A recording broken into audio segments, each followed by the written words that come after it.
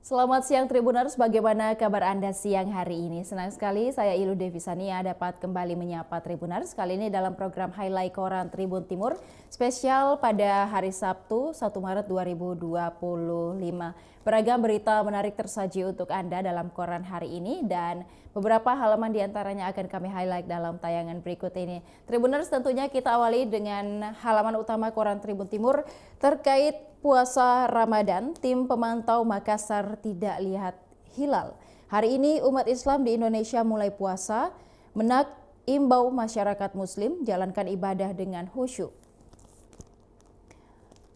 Pemerintah menetapkan 1 Ramadan 1446 Hijriah 2025 Masehi jatuh pada hari Sabtu 1 Maret 2025. Awal puasa pemerintah sama dengan yang telah ditetapkan oleh organisasi kemasyarakatan Muhammadiyah sebelumnya. Pengumuman 1 Ramadan 1446 Hijriah disampaikan langsung oleh Menteri Agama Profesor Nasaruddin Umar yang disiarkan secara langsung melalui kanal YouTube Kemenak pada Jumat 28 Februari 2025 malam. Nasaruddin menuturkan berdasarkan pantauan dilihat dari sudut elongasi dan segi ketinggian hilal di seluruh Indonesia. Dan terkait hilal ini, posisi hilal berada di antara 3 derajat 5,91 menit hingga 4 derajat 40,96 menit. Sebagaimana laporan saudara Direktur Jenderal Bimas Islam tadi, dan ternyata ditemukan hilal di provinsi paling barat di Aceh, jelasnya. Berdasarkan hal tersebut, maka 1 Ramadan ditetapkan pada tanggal 1 Maret 2025. Dengan penetapan ini, Lebaran Idul Fitri juga diperkirakan tidak terjadi perbedaan, yakni 31 Maret 2025. Menteri Agama Nasaruddin Umar meminta agar umat Islam dapat menjalankan ibadah di bulan Ramadan dengan penuh kehusyukan. Dengan penetapan ini, kami berharap seluruh umat Islam dapat menjalankan ibadah puasa dengan penuh kehusyukan, tutur Nasaruddin. Kemudian jamaah Masjid Raya Nobar, pengumuman pemerintah disiarkan pada pukul 20.30 WITA. Sementara sebagian besar masyarakat Sulawesi Selatan khususnya di Makassar telah menunggu pengumuman tersebut sejak pukul 20.00 WITA atau setelah sholat Isya. Pantauan Tribun di Masjid Raya Makassar pada malam hari, ribuan jamaah menunggu pengumuman di dalam masjid usai melaksanakan sholat Isya. Dan kemudian Tribuners, ada berbagai awal puasa Ramadan di berbagai negara yang tertera di halaman utama koran Tribun Timur. Di Malaysia akan mulai puasa pada Minggu 2 Maret 2025 dengan alasan ketinggian hilal 4 derajat 15 menit dengan sudut elongasi 5 derajat 17 menit. Tidak memenuhi kriteria MABIMS yang mensyaratkan ketinggian hilal minimal 3 derajat dan elongasi 6,4 derajat. Kemudian di Arab Saudi akan melakukan pemantauan hilal pada Jumat 28 Februari 2025. Jika hilal terlihat pada malam tersebut, Ramadan akan dimulai pada Sabtu 1 Maret 2025. Mahkamah Agung Arab Saudi telah mengimbau umat Islam untuk melaporkan setiap penampakan hilal baik dengan mata telanjang maupun menggunakan teleskop. Kemudian di Turki, ditetapkan pada Sabtu 1 Maret hari ini, Tarwih pertama pada Jumat 28 Maret 2025 dan puasa keesokan harinya. Untuk di Singapura juga dilaksanakan pada hari Minggu 2 Maret 2025 dengan alasan hilal tidak memenuhi kriteria pengamatan pada Jumat 28 Februari 2025 sehingga bulan Syaban digenapkan menjadi 30 hari. Singapura menggunakan metode Imkan Ar-Ruqyah dalam menentukan awal Ramadan, mempertimbangkan faktor astronomis dan iklim. Kemudian di Pakistan juga diawali pada Minggu 2 Maret 2025 dengan alasan hilal sulit terlihat pada Jumat 28 Februari 2025 karena ketinggian dan jaraknya yang rendah. Keputusan akhir tetap berada di tangan Komite Ru'yat-i-Hilal. Di Brunei Darussalam, Tribuners juga dimulai pada Minggu 2 Maret 2025.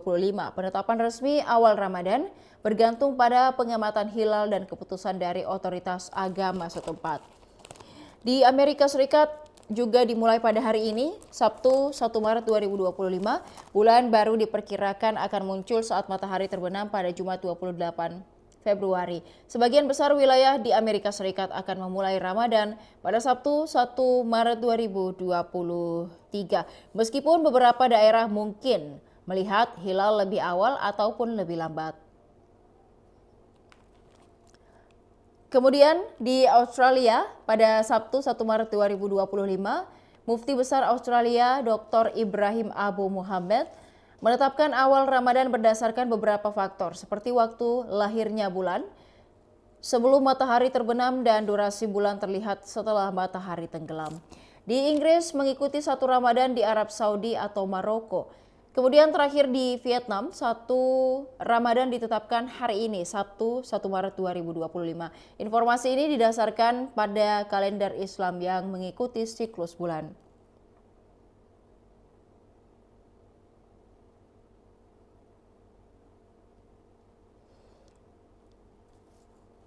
Kemudian Tribuners, di halaman utama juga dapat melihat ada pesan-pesan yang disampaikan oleh beberapa tokoh, yakni Menteri Agama Republik Indonesia dan juga Imam Besar Masjid Al-Markas Jenderal M. Yusuf. Merawat kemabruran puasa, meneguhkan visi kehidupan. Meskipun bulan Ramadan telah berlalu, tetapi spirit Ramadan sedapat mungkin kemabruran amaliyah yang telah kita lakukan di dalamnya tetap dipertahankan. Kemudian dari Imam Besar Masjid Al-Markas Jenderal M. Yusuf, Muhammad Muammar Bakri, mengatakan Ramadan dengan cinta manusia disiapkan pada dirinya hati agar saling mengasihi. Melalui hati mereka bisa saling mencintai, namun juga bisa saling membenci. Semakin intens manusia menggunakan hati dalam berbagai aktivitas, maka semakin sensitif dan akrab manusia dengan manusia yang lainnya. Kemudian Tribuners, kita beralih ke halaman 6 Koran Tribun Timur edisi hari ini dengan headline berita 2 WNA Jepang mengaku investor dideportasi. Kantor Imigrasi Kelas 1 khusus TPI Makassar menggelar konferensi pers di Kantor Imigrasi Kelas 1 khusus TPI Makassar, Jalan Perintis Kemerdekaan, Kota Makassar pada Jumat 28 Februari. Dalam kesempatan tersebut dipaparkan bahwa pihaknya melakukan deportasi 3 warga negara asing di Sulawesi Selatan. 3 WNA itu diduga melanggar peraturan keimigrasian Indonesia. Deportasi ini melibatkan 2 WNA asal Jepang dengan inisial SO dan KK, serta 1 orang warga Malaysia dengan inisial nama MSBA.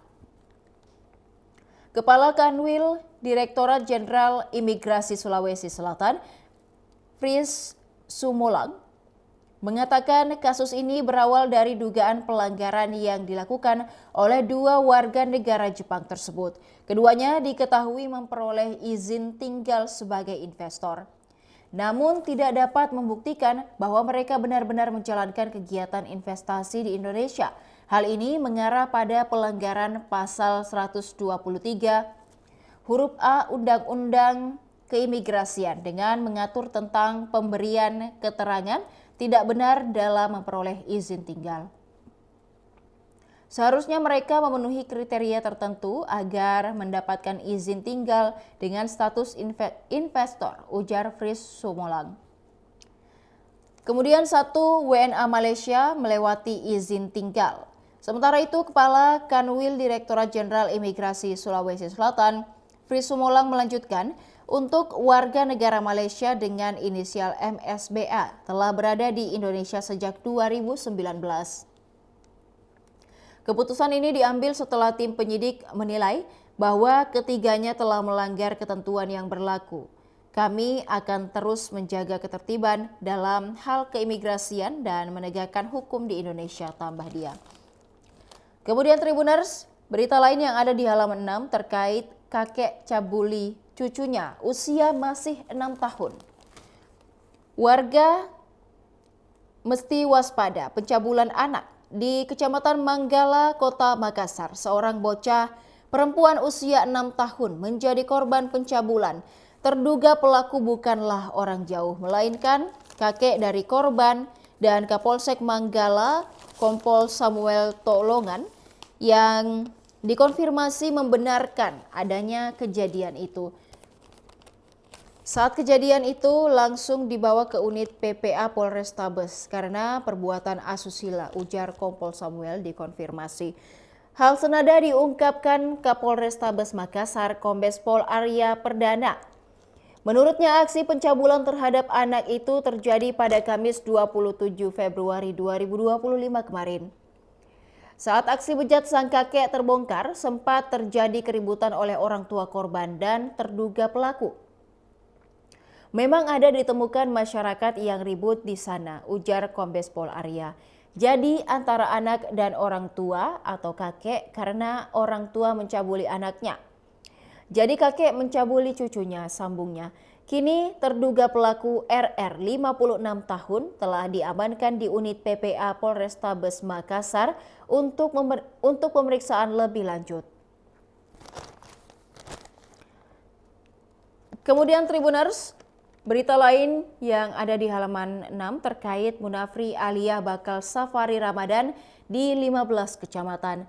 Pemerintah Kota Makassar mulai menyusun agenda pimpinan selama Ramadan. Diketahui Wali Kota Makassar Munafri Arifuddin perdana berkantor pada 3 Maret mendatang. Pada hari tersebut Munafri dan wakilnya Aliyah Mustika Ilham akan mengikuti rapat paripurna di DPRD Makassar. Dalam rapat paripurna tersebut, Api Aliyah sapaan karibnya akan memaparkan visi misinya. Kepala Bagian Kesejahteraan Rakyat Setda Pemkot Makassar, Muhammad Syarif mengatakan, Pemkot Makassar akan menggelar buka puasa bersama usai rapat paripurna tersebut. Agenda buka puasa berlangsung di Balai Kota Makassar, Jalan Ahmad Yani. Setelah serah terima jabatan, rencananya hari Senin kita akan laksanakan buka puasa bersama dengan jajaran Forkopimda dan pegawai, ucap Syarif ditemui di Balai Kota pada Jumat 28 Februari. Setelah berbuka puasa akan dilanjutkan dengan sholat maghrib berjamaah. Salat tarawih juga sekaligus akan digelar di lokasi tersebut.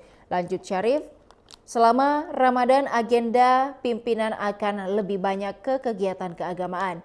Rencananya Munafri dan Aliyah akan melakukan safari Ramadan di masjid-masjid yang tersebar di 15 kecamatan.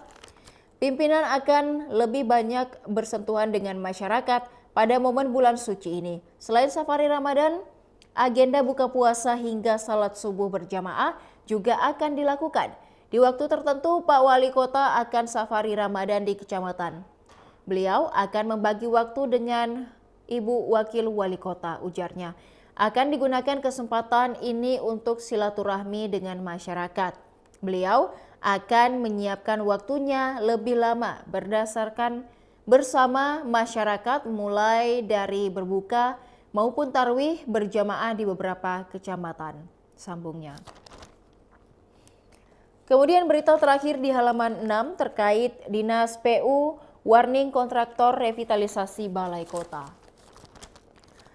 Revitalisasi Balai Kota Makassar hampir rampung. Progres pengerjaannya mencapai 99%.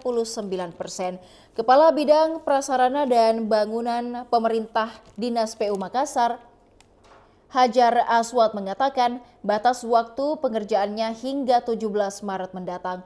Pemkot Makassar telah memberikan kesempatan kepada kontraktor untuk menyelesaikan pengerjaannya hingga 50 hari kerja. Pemberian kesempatan tersebut mulai 28 Januari lalu. Perpanjangan sudah dilakukan mulai Januari karena waktu awal berkontrak pengerjaannya terlambat karena pengosongan ruangan di Balai Kota belum selesai. Sekarang kita kasih kesempatan perpanjangan 50 hari kerja, ucap Hajar Aswad. Adapun pengerjaan yang dilakukan sisa pemasangan kubikal pada sanitari di beberapa lantai. Perawatan balai kota memang masih semrawut, namun setelah proyek ini tuntas, seluruh material pembangunan akan dirapikan. Bahkan beberapa ruangan, kata Hajar, sudah mulai diisi oleh organisasi perangkat daerah. Misalnya bagian protokol, Dinas Koperasi, Dinas Pemuda dan Olahraga, serta Dinas Ketahanan Pangan juga sudah bersiap untuk pindah. Untuk furniturnya, itu kewenangan bagian umum. Pengerjaan tahap 2 berfokus pada mechanical, electrical, dan plumbing. Jelasnya, untuk itu kontraktor diharapkan menyelesaikan pekerjaannya tepat waktu. Jika tidak, kontraktor akan dikenakan denda berdasarkan nilai kontrak dibagi 1.000 per hari. Nilainya mencapai 19 juta per hari karena nilai kontrak proyek ini di kisaran 19 miliar lebih. Kalau mau diselesaikan, pekerjaan kita bisa kasih kesempatan lagi, tapi sudah kena denda, hitungannya per hari 19 juta rupiah, tutupnya.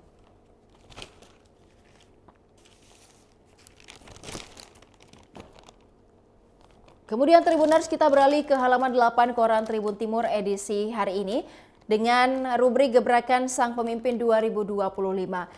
Dengan headline Api Hovifah bertemu bahas kerukunan warga. Imbau warga Jatim di Makassar tetap tertib ikuti aturan. Wali Kota Makassar Munafri Arifudin dan Gubernur Jawa Timur Hovifah Indar Parawansa bertemu dalam agenda retreat kepala daerah di Akmil Magelang, Jawa Tengah.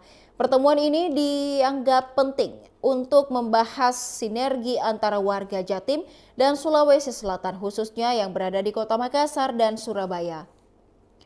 Dalam perbincangan mereka, Hovifah menyampaikan banyak warga Jatim yang merantau ke Kota Makassar. Kehadiran warga Jatim untuk mencari rezeki, terutama sebagai pemilik warung makan atau pengusaha UMKM. Ia berharap mereka tetap tertib mengikuti aturan dan berkontribusi positif bagi Kota Daeng. Terlebih selama bulan suci Ramadan, Hovifah berharap warganya bisa mengikuti aturan pemerintah Kota Makassar di bawah kepemimpinan Munafri Arifudin Aliyah Mustika Ilham. Banyak warga Jatim yang berada di Makassar menjelang bulan Ramadan ini, mudah-mudahan mereka tertib mengikuti regulasi, kata Hovifah pada Jumat 28 Februari. Ia juga mengajak warga kerukunan keluarga Sulsel yang ada di Surabaya, khususnya Jatim, untuk saling mendukung satu sama lain. Begitu juga dengan KKSS di Surabaya dan Jatim. Kita harus sama-sama membangun konfigurasi saling menguatkan satu sama lain, ujar Hovifah. Sebagai informasi, Gubernur Jatim ini juga memiliki kedekatan dengan Makassar. Mendiang suaminya Indar Parawansa berasal dari keluarga besar di Kota Daeng. Bahkan Hovifah sempat berkunjung ke Kota Makassar pada Rabu 14 Desember silam. Hovifah Indar Parawansa datang sowan ke rumah mertua Haji Muhammad Parawansa Karayengkio. Bagi Hovifah, kegiatan ini rutin dilakukan tidak hanya ketika Lebaran saja, tetapi juga jika ada agenda ke Makassar, selalu menyempatkan diri untuk sowan dengan keluarga besar suaminya. Ayahanda mertua saya merupakan saudara kandung dengan Bapak H.M. Parawansa dan Profesor Paturungi Parawansa, Rektor IKIP atau UNM, periode 1982-1991, kata Hovifah. Terpisah, Munafri menyambut baik sinergi antara warga Jatim dan di Makassar dan warga Makassar di Jatim. Ketua Partai Golkar Makassar itu menegaskan kebersamaan dan kerukunan antar warga di perantauan sangat penting dijaga. Hal ini bertujuan untuk menciptakan harmoni sosial dan mendukung pembangunan daerah. Saya bersama Ibu Gubernur Jatim, Hovifah, berbincang tentang saudara-saudara dari Jawa Timur yang mencari rezeki di Makassar. Semoga usaha mereka semakin maju, penuh berkah dan tetap tertib mengikuti regulasi yang ada, kata Munafri. Beralih dari Makassar, Tribuners, pada Pemkot Palopo menghemat anggaran demi bisa pemilihan suara ulang. Pemerintah Kota Palopo dinilai tak sanggup melaksanakan pemungutan suara ulang. Hal itu berdasarkan rapat dengar pendapat DPR RI dengan KPU dan Bawaslu di gedung DPR RI pada Kamis 27 Februari. Diketahui ada 18 daerah yang dinyatakan tak sanggup PSU. Salah satunya adalah Kota Palopo. Wakil Ketua Komisi 2 DPR RI, Dede Yusuf menyebut kebutuhan anggaran untuk melakukan PSU di beberapa daerah sebagai tindak lanjut putusan Mahkamah Konstitusi mencapai 750 miliar rupiah.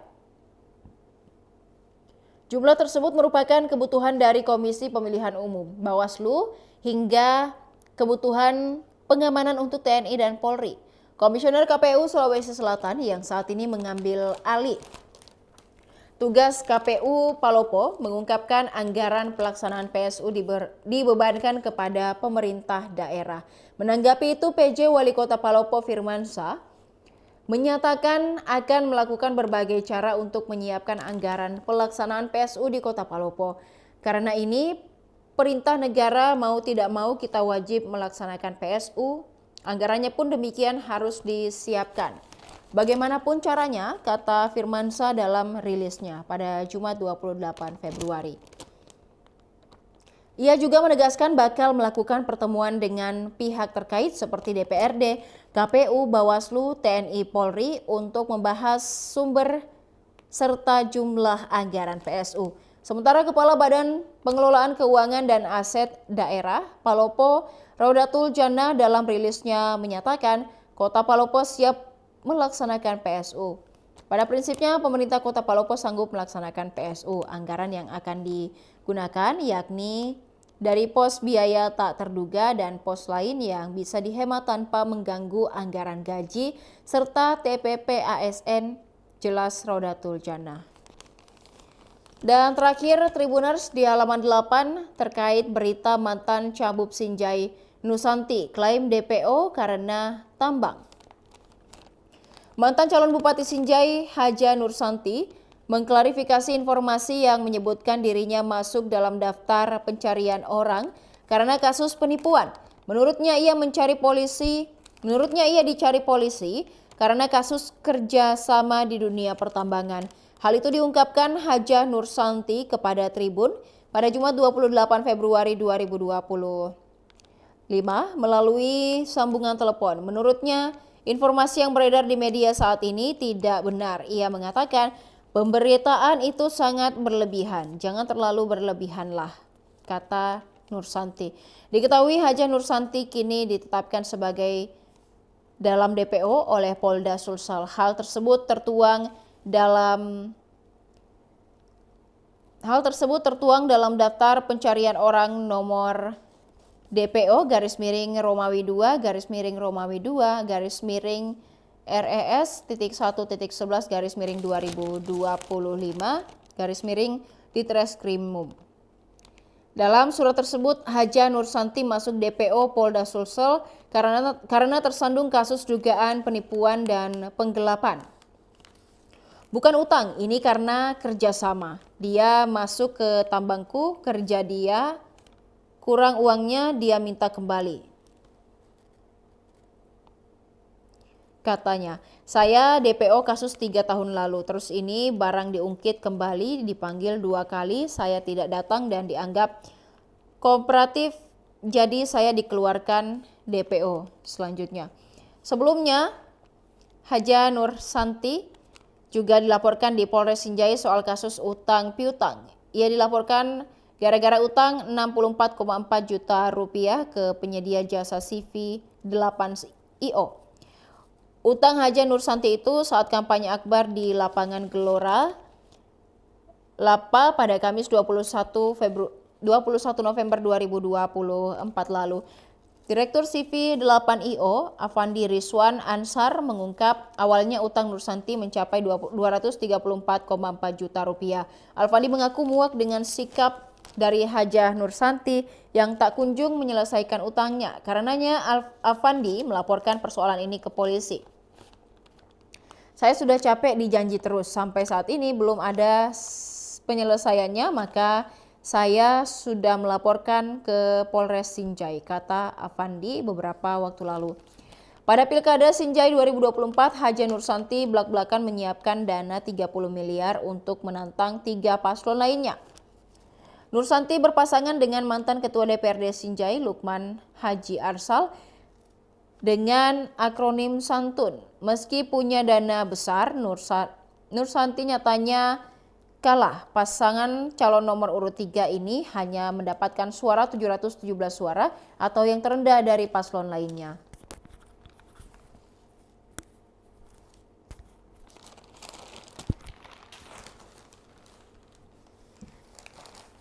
Dan Tribuners, masih ada beragam berita menarik tersaji untuk Anda dalam Koran Tribun Timur edisi hari ini. Dan bagi Tribuners yang tertarik untuk membaca secara keseluruhan, dapatkan Koran Tribun Timur di agen-agen terdekat.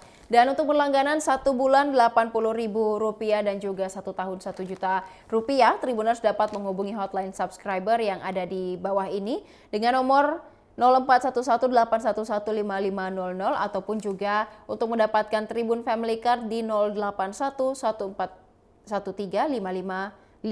melalui SMS dan juga WhatsApp. Dan demikian highlight Koran Tribun Timur edisi hari ini. Jangan lupa untuk saksikan program dan berita menarik lainnya hanya di kanal YouTube dan Facebook Tribun Timur, mata lokal menjangkau Indonesia. Saya Ilu Devisania beserta seluruh kerabat kerja pamit undur diri. Terima kasih dan sampai jumpa.